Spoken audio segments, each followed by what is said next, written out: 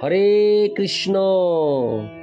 আজ 22শে মাঘ 1430, 6ই ফেব্রুয়ারি 2024, মঙ্গলবার, ষটতিলা একাদশী। এই ষটতিলা একাদশীর দিন আমি শ্রীমদ্ ভাগবতম পাঠ করছি। আজ আমি পাঠ করছি শ্রীমদ্ ভাগবতমের সপ্তম অধ্যায়, দ্বিতীয় স্কন্ধ, সপ্তম অধ্যায়, দ্বিতীয় স্কন্ধ, সপ্তম অধ্যায়, বিশিষ্ট কার্য সম্পাদনের জন্য নির্দিষ্ট অবতার সমূহের শ্লোক 9 ও 10। অডিওর শুরুতে সকল ভক্তিমতী মা ও ভক্তবৃন্দের কাছে আমার বিনীত প্রার্থনা, আপনারা জীবনের পূর্ণতা ইউটিউব চ্যানেলটিকে সাবস্ক্রাইব করে ও প্রচুর শেয়ার করে এই জীবনের পূর্ণতা চ্যানেলের রিচ বাড়িয়ে দিন, যাতে এই চ্যানেলে অবস্থিত সকল অডিওগুলি দ্রুত সবার কাছে পৌঁছে যেতে পারে। হরে কৃষ্ণ কৃষ্ণ কৃষ্ণ হরে হরে, হরে রাম রাম রাম হরে হরে। শ্লোক 9। যদ্দেন মুৎপথগতং দ্বিজবাক্য ব্রজ নিষ্পলুষ্ট পৌরুষ ভগং নিরয়ে পতন্তম ত্রাত্তার্থিত জগতি পুত্রপদং চলেভে দুগ্ধা বসুনি বসুধা সকলানি যেন। অনুবাদ: মহারাজ বেন উৎপথগামী হয়েছিল এবং তখন ব্রাহ্মণদের বজ্রকঠোর শাপবাক্যে তার পৌরুষ ও ঐশ্বর্য দগ্ধ হয়। সে নরকে পতিত হতে থাকলে ব্রাহ্মণদের প্রার্থনায় এবং তাকে পরিত্রাণ করার জন্য ভগবান পৃথু অবতারে তার পুত্রত্ব স্বীকার করেন এবং সর্বপ্রকার শস্য পৃথিবী থেকে দহন করেন। তাৎপর্য: বর্ণাশ্রম ধর্ম প্রথায় পুণ্যবান এবং বিদ্বান ব্রাহ্মণেরাই ছিলেন সমাজের প্রকৃত অভিভাবক। সমাজের শুভাকাঙ্ক্ষী প্রাজ্ঞ ব্রাহ্মণেরা রাজাদের উপদেশ দিতেন কিভাবে ধর্মের নির্দেশ অনুসারে রাজ্য শাসন করতে হয় এবং তার ফলে পূর্ণ কল্যাণকারী রাজ্যের স্থাপনা হতো। রাজা অথবা ক্ষত্রিয় প্রশাসক সর্বদা বিদ্বান ব্রাহ্মণ মণ্ডলীর সঙ্গে পরামর্শ করতেন। তারা কখনোই স্বেচ্ছাচারী রাজা ছিলেন না। তারা তাদের প্রজাদের শাসন করতেন মনু সংহিতা এবং মহর্ষিগণ রচিত অন্যান্য প্রামাণিক শাস্ত্রের নির্দেশ অনুসারে, এবং তাই তখন প্রজাতন্ত্রের নামে অল্প বুদ্ধি সম্পন্ন মানুষদের আইন প্রণয়ন করতে হতো না। যেমন একটি শিশুর নিজের ভবিষ্যৎ মঙ্গল সম্বন্ধে জ্ঞান অত্যন্ত অল্প, তেমনি অল্প বুদ্ধি সম্পন্ন জনসাধারণেরও নিজেদের কল্যাণের বিষয়ে জ্ঞান অত্যন্ত অল্প। অভিজ্ঞ পিতা যেমন তার অবোধ শিশুপুত্রকে উন্নতির পথে এগিয়ে নিয়ে যান, তেমনি শিশু সদৃশ জনসাধারণের এই প্রকার পরিচালনার প্রয়োজন রয়েছে।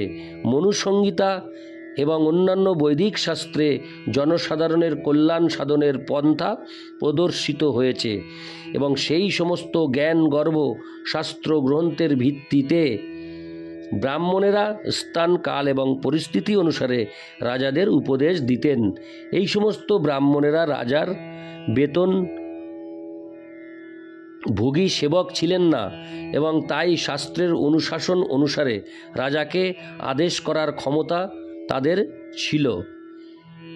এই পদ্ধতি মহারাজ চন্দ্রগুপ্তের সময় পর্যন্ত প্রচলিত ছিল এবং ব্রাহ্মণ চাণক্য তার অবৈতনিক মন্ত্রী ছিলেন। মহারাজ বেন শাসনের এই নিয়ম পালন করেনি। সে বিদ্বান ব্রাহ্মণদের অবজ্ঞা করেছিল। উদারচিত্ত ব্রাহ্মণদের কোনো রকম ব্যক্তিগত স্বার্থ ছিল না। পক্ষান্তরে তারা কেবল জনসাধারণের সর্বাঙ্গীন মঙ্গলের জন্যই আগ্রহী ছিলেন। তাই তারা বেন রাজাকে তার অসৎ আচরণের জন্য দণ্ডদান করতে চেয়েছিলেন এবং তাই তারা ভগবানের কাছে প্রার্থনা করেন এবং রাজাকে অভিশাপ দেন। মহাপুরুষদের অবজ্ঞা করার ফলে আয়ু, আজ্ঞানুবর্তিতা, যশ, পুণ্য, উচ্চতর লোকে উন্নীত হওয়ার সম্ভাবনা এবং মহাত্মাদের আশীর্বাদ এই সমস্ত বিনষ্ট হয়ে যায়। হরে কৃষ্ণ। মানুষের কর্তব্য হচ্ছে মহাপুরুষদের পদাঙ্ক অনুসরণ করা। মহারাজ বেন যে তার পূর্বকৃত পুণ্যের প্রভাবে রাজা হয়েছিল সে সম্বন্ধে কোনো সন্দেহ নেই, কিন্তু যেহেতু সে জেনে শুনে মহাত্মাদের অবজ্ঞা করেছিলেন তাই তাকে দণ্ডভোগ করতে হয়েছিল এবং উল্লিখিত সমস্ত গুণগুলি সে হারায়। বামন পুরাণে মহারাজ বেনের অধঃপতনের ইতিহাস বিশদভাবে বর্ণিত হয়েছে। মহারাজ পৃথু যখন জানতে পারেন যে তার পিতা বেন এক ম্লেচ্ছ পরিবারে কুষ্ঠ রোগাক্রান্ত হয়ে নারকীয় যন্ত্রণা ভোগ করছেন, তৎক্ষণাৎ তিনি প্রাক্তন রাজাকে কলুষমুক্ত করার জন্য কুরুক্ষেত্রে নিয়ে আসেন এবং সমস্ত দুঃখ দুর্দশা থেকে তাকে মুক্ত করেন। পৃথিবীর বিশৃঙ্খলাময় পরিস্থিতির সংশোধন করার জন্য ব্রাহ্মণদের প্রার্থনার ফলে ভগবান মহারাজ পৃথুরূপে অবতরণ করেছিলেন। ব্রাহ্মণদের প্রার্থনার ফলে ভগবান মহারাজ পৃথু রূপে অবতরণ করেছিলেন। তিনি সর্বপ্রকার শস্য উৎপাদন করেছিলেন এবং সেই সঙ্গে তিনি পুত্রের কর্তব্যও সম্পাদন করে তার পিতাকে নারকীয় অবস্থা থেকে উদ্ধার করেছিলেন। পুত্র শব্দটির অর্থ হচ্ছে পুত নামক নরক থেকে যিনি তার পিতাকে উদ্ধার করেন। পুত্র শব্দটির অর্থ হচ্ছে পুত নামক নরক থেকে যিনি তার পিতাকে উদ্ধার করেন। এই কর্তব্য সম্পাদনে যিনি সমর্থ তিনি হচ্ছেন যোগ্য পুত্র। ইতি শ্লোক 9। শ্লোক 10। নাভেরো সাবৃষব আশ সুদেবী সুনুর্য বৈচচার সমদ্রিগ জড় যোগচর্যাম যৎ পারমহংস মৃষয় পদমামনন্তি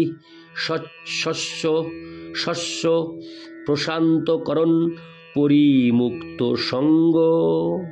অনুবাদ: মহারাজ নাভি এবং তার পত্নী সুদেবীর পুত্ররূপে ভগবান আবির্ভূত হয়ে ঋষভদেব নামে পরিচিতি লাভ করেন। তিনি মনের সাম্য ভাব লাভের জন্য জড়যোগ অনুশীলন করেছিলেন।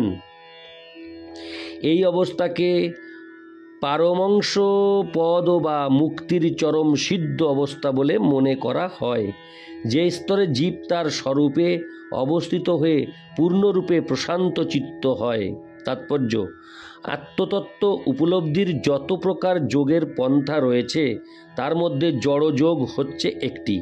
এই জড়যোগ অনুশীলনের উদ্দেশ্য হচ্ছে পাথরের মতো জড় হয়ে জড়া প্রকৃতির প্রভাব থেকে সম্পূর্ণরূপে অবিচল থাকা।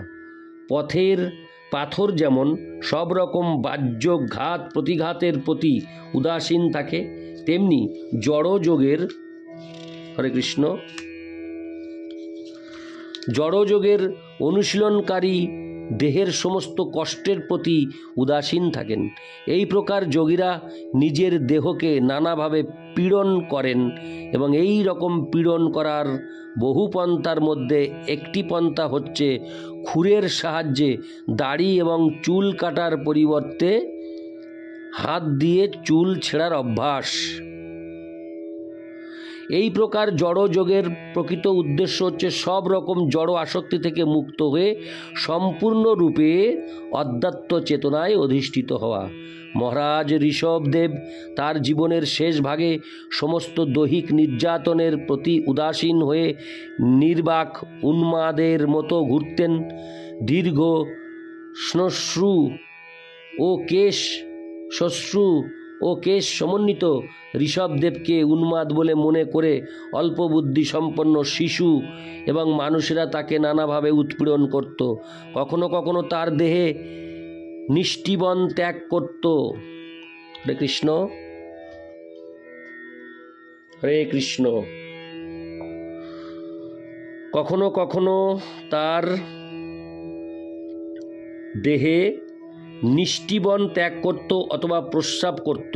ঋষভদেবও কখনো কখনো তার নিজের মলের উপর নিশ্চলভাবে শুয়ে থাকতেন, কিন্তু তার মল ছিল সুরভিত পুষ্পের মতো সুগন্ধযুক্ত এবং মহাত্মা তাকে মানব জীবনের চরম সিদ্ধির স্তরে অধিষ্ঠিত এক পরমহংস রূপে চিনতে পারতেন। কেউ যদি তার মলকে ফুলের মতো সুরভিত করতে না পারে, তাহলে তার মহারাজ ঋষভদেবের অনুকরণ করা উচিত হবে না। মহারাজ ঋষভদেব এবং যারা তার মতো সিদ্ধির চরম স্তরে অধিষ্ঠিত হয়েছেন, তাদেরই পক্ষে জড়যোগের অনুশীলন করা সম্ভব, কিন্তু সাধারণ মানুষের পক্ষে এই ধরনের অসাধারণ যোগাভ্যাস অসম্ভব।